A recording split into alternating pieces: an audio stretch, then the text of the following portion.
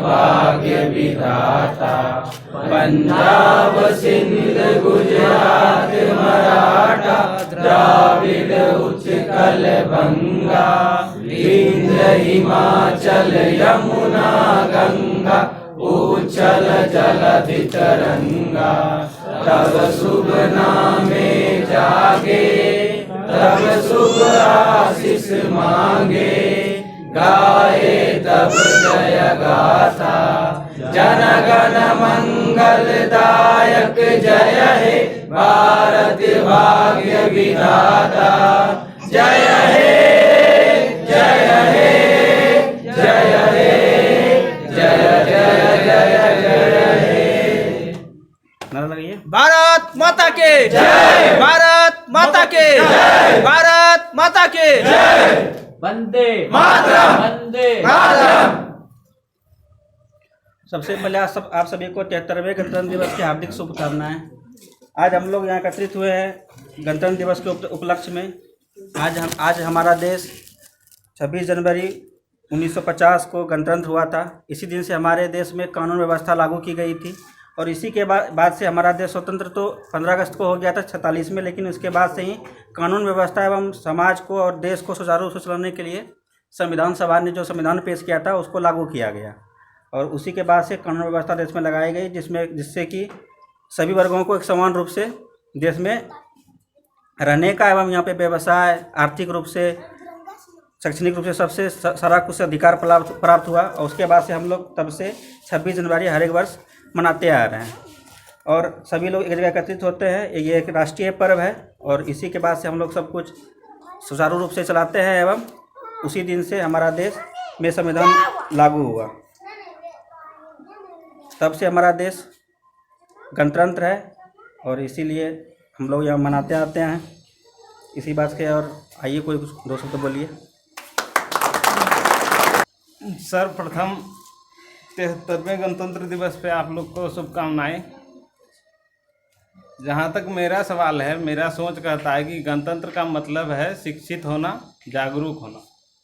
जब तक आप जो भी नियम हो या कानून हो, जो भी संविधान में लिखा हुआ है, उसको अपने जहन में उतारना ही मेरे अंदाज से गणतंत्र होना हुआ।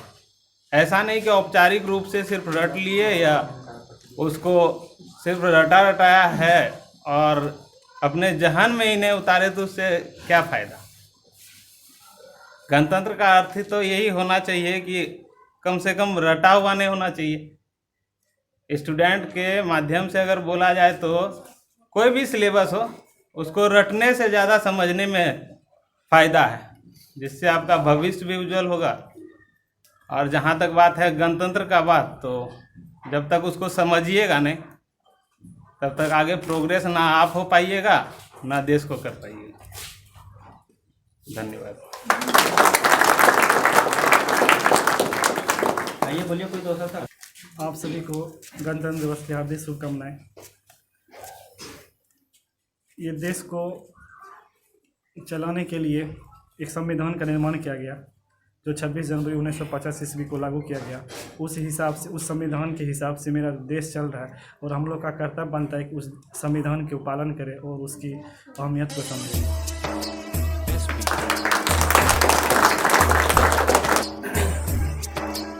जय हिंद साथियों। आज हम लोग 73वें गणतंत्र दिवस के शुभ अवसर पर एक जगह इकट्ठा हुए हैं। तो इसमें हम लोग को देखते हैं कि मतलब जैसे कि संविधान में जो बना के दिया है तो उसको तो पालन करना ही है, ठीक है। और हम लोग का जो कर्तव्य होता है उसको करते हुए जाइएगा। जैसे हम लोग अभी विद्यार्थी जीवन में है तो विद्यार्थी जीवन में क्या करना चाहिए, यानी कि वही सब काम कीजिए। ऐसा नहीं कि मतलब किसी के बहकावे में आके थोड़ा सा इधर उधर करते रहना है, वैसा बात नहीं है। देखिए यहाँ मेहनत करने वाले को ही जो भी मिलेगा ना तो उसी को मिलेगा। काहे कि कहा जाता है कि चिराग बेखौफ जलता जा रहा है, सुना है पड़ोसियों को पसीना आ रहा है, ठीक है। तो यानी कि अपना कीजिए। काहे कि हम लोग यहाँ इकट्ठा हुए हैं और अपना अपना घर छोड़ के यहाँ बाहर आए, तो यहाँ पढ़ाई लिखाई कीजिए। उसके बाद फिर काहे कि यहाँ माँ बाप कोई ना है, ठीक है। तो यानी जो है खुद है, तो इसीलिए अपना काम करते रहिए। और सब क्या कहेंगे, सब आगे बढ़े भैया, सब कहेंगे। चलिए ठीक है।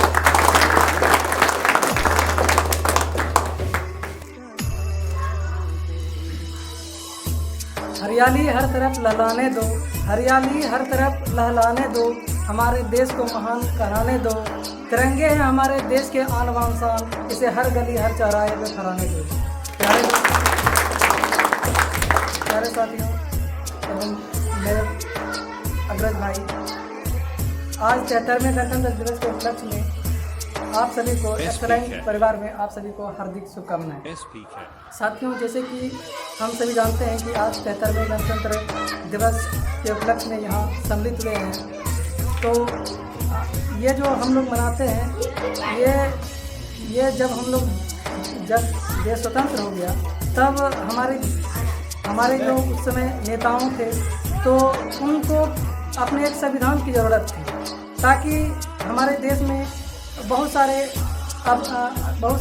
अवधारणाएँ थी जो कि उसको सुचारू रूप से चलाने की एक ज़रूरत था, ताकि हमारे देश एक सुदृढ़ हो सके, आगे बढ़ सके।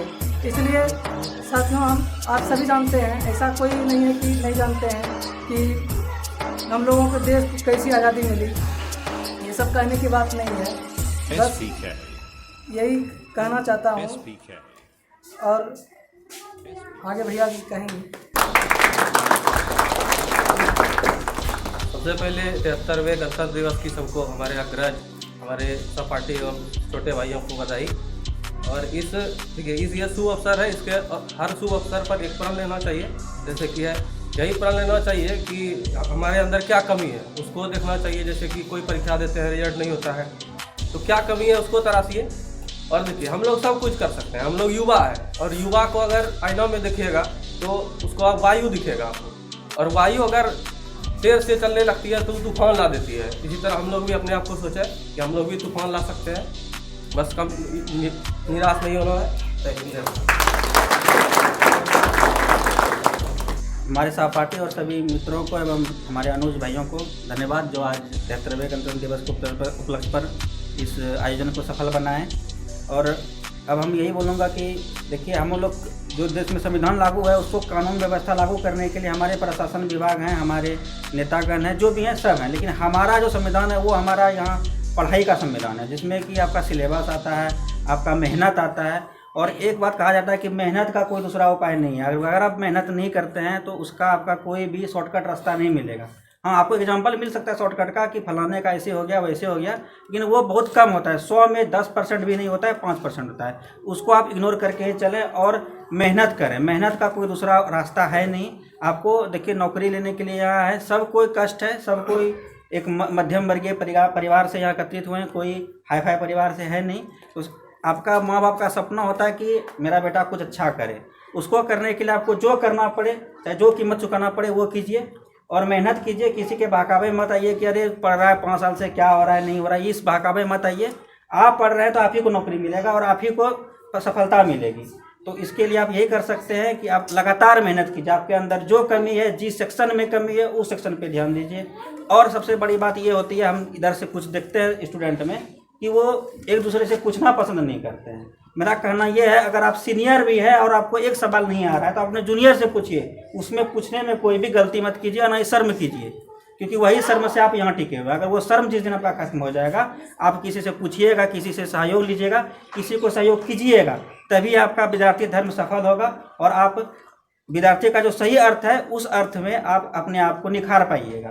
तो यही बोलेंगे, एक दूसरे को सहयोग कीजिए। जिसको जो कष्ट है आप जहाँ कर सकते हैं, जिस विधि से कर सकते हैं, गरीब है, असहाय है, या फिर जिसको भी, स्टूडेंट को ही नहीं, चाहे आपके समाज में, आपके बगल में हो, जहाँ भी है, उसको सहयोग कीजिए आप अपने सामर्थ्य के अनुसार। और किसी के मन में द्वेष भावना मत रखिए और मेहनत कीजिए। इसका कोई दूसरा रास्ता है नहीं, मेहनत कीजिए। आपके अंदर जो भी कमियां हैं उसको छुपाइए मत, उसको सबको बताइए, ताकि आपको किसी से हेल्प मिल सके। कोई आपको सहयोग बोलेगा नहीं आपको ये पढ़ना है, ऐसे करना है। और एक बात है कि देखिए, जब कोई वैकेंसी आती है तो उसमें बहुत सारी करप्शन होती हैं, ये होती हैं, वो तो है ही। इसमें तो अभी हमारा पूरा देश जूझ रहा है। तो देखिए, जिस तरह कोविड आया तो 2 साल 1 साल हम लोग को पूरा कष्ट दिया। ये भी समझिए बेरोजगारी का खराब दौर है। इसमें आप ये मत बोलिए कि ये उसका सपोर्टर है या किसी का कोई सपोर्टर नहीं। विद्यार्थी का कोई राजनीतिक संबंध नहीं होना चाहिए। वो एक मतदान जो होता है, गुप्त मतदान होता है, उस पर आप बहस करके, जातिवाद करके कोई फायदा नहीं मिलेगा।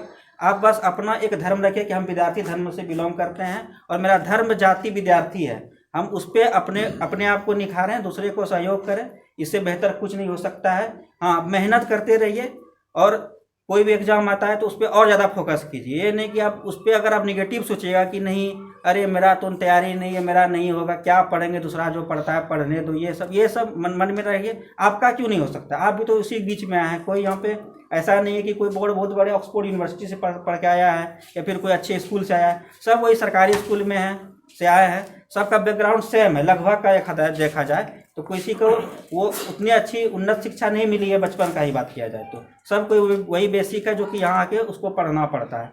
तो आप लोग अपने बेसिक पे ध्यान दें, जो भी गलतियाँ दोहराए नहीं और जो भी आपके अंदर कमियां हैं उसको सामने लाए। खुद के सामने तो जरूर लाए, दूसरे के सामने लाए नहीं लाए, लेकिन खुद से छुपाए नहीं कि नहीं मेरे अंदर गलती है तो, और उसको अपना जो गलती है उसको ठीक करने का कोशिश करें। सबसे पूछें, सबसे सहयोग लें, पूछने में या फिर अपना ज्ञान बढ़ाने में कहीं भी लज्जा व शर्म महसूस नहीं करें आप। और देखिए स्टूडेंट का कंपटीशन बहुत ज़्यादा बढ़ रहा है।